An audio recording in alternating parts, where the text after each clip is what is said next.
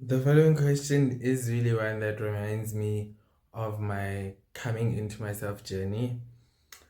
Anonza is asking Ovi, should I enforce my pronouns on people? Part of me feels like it's good to normalize trans people who come in different ways, but sometimes I get tired. Come close, enforce them. We live in a society where we are constantly being killed, our lives are constantly in danger, and you can't be in rooms or find yourself in spaces where you are not acknowledged. However, please practice caution. You cannot enforce your acknowledgement and pronouns in spaces that might harm you or put your life in danger. If you find yourself in a space where you expect that kind of acknowledgement from those kind of people because the space kind of cultivates that, then go ahead and enforce it. Either twice, but three times, trust me, you do not belong in that space.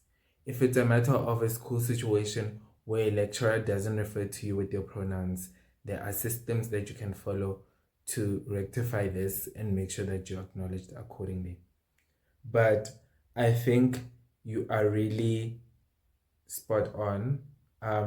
It does get tiring to constantly ask people to acknowledge you in ways that you see and acknowledge yourself.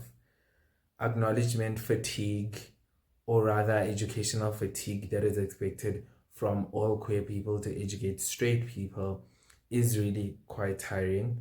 But I think, as far as your question is concerned, do it cautiously. And yeah, I hope you eventually get to a point where the acknowledgement and affirmation that we require is eventually what comes to fruition. Thank you for submitting your question and asking Ovi.